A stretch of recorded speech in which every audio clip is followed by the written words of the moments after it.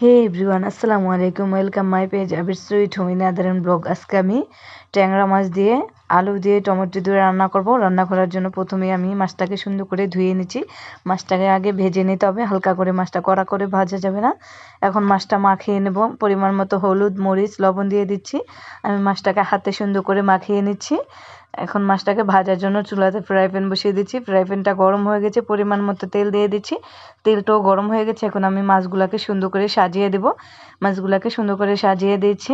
আমার মাছটা কিন্তু প্রায় এক পিঠ হয়ে গেছে। এখন আমি খুরসুনটা দিয়ে আস্তে আস্তে করে উল্টিয়ে দেব। যেহেতু না ভাঙে, আস্তে আস্তে করে উল্টাতে হবে। মাছটা ভাঙলে দেখতে সুন্দর লাগবে না। দেখো, আমি মাছটাকে কিন্তু উল্টিয়ে নিয়েছি সম্পূর্ণটা। আমার মাছটা কিন্তু এখন প্রায় ভাজাও কমপ্লিট হয়ে গেছে। এখন আমি মাছটাকে আস্তে আস্তে করে উঠিয়ে নিতে হবে। দেখো, আমি মাছটাকে কিন্তু উঠিয়ে নিচ্ছি। ট্যাংরা মাছ ভুনা এবং যে কোনো ভুনা এবং ডাঁটা দিয়ে বা আলু দিয়ে তোমরা খেয়ে দেখো, বেগুন দিয়েও যেভাবেই হোক রান্না করে খেয়ে দেখো, অনেক অনেক ইয়ামি হয়। আমি তোমাদেরকে পরের ভিডিওতে দেখিয়ে দেবো অন্য অন্য রান্নার রেসিপিটি।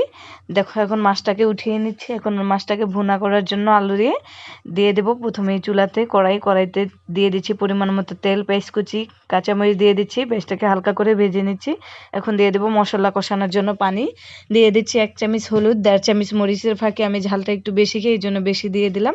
পরিমাণ মতো লবণ, আদা রসুন বাটা দিয়ে দিচ্ছি। আমি কিছুটা টমেটো কেটে নিয়েছি, টমেটোটা দিয়ে দিচ্ছি। দিয়ে কিছুক্ষণ কষিয়ে নিতে হবে। টমেটোটা আমি আস্তে রাখবো, এই জন্য একটু বড় সাইজ করে কেটে দিয়েছি।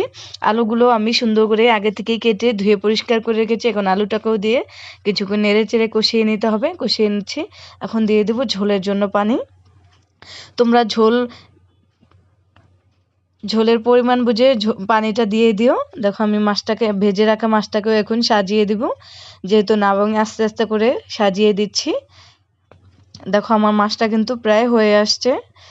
আমার ঘরে ধনিয়া পাতা নাই, এই জন্য আমি ধনিয়া পাতা দিতে পারিনি। জিরা ফাঁকি আছে, এই জন্য আমি জিরা ফাঁকিটা দিয়ে দিচ্ছি। তোমাদের ঘরে ধনিয়া পাতা থাকলে তোমরা দিয়ে দিতে পারো, এটা কোনো সমস্যা নেই। দেখো, আমার রান্নাটা কিন্তু প্রায় কমপ্লিট। যদি তোমাদের কাছে আমার ট্যাংরা মাছ দিয়ে আলু দিয়ে রান্নার রেসিপিটি ভালো লেগে থাকে, তাহলে অবশ্যই লাইক, কমেন্ট, শেয়ার করে দিও এবং আমার পাশে থেকো। আমার ইউটিউব চ্যানেলটি কিন্তু ফেসবুক পেজে লিঙ্ক দেওয়া আছে, তোমরা অবশ্যই আমার ইউটিউব চ্যানেলটিকে ঘুরে আসবা। আজকে এই পর্যন্ত। টাটা, বাই বাই, আল্লাহ হাফেজ।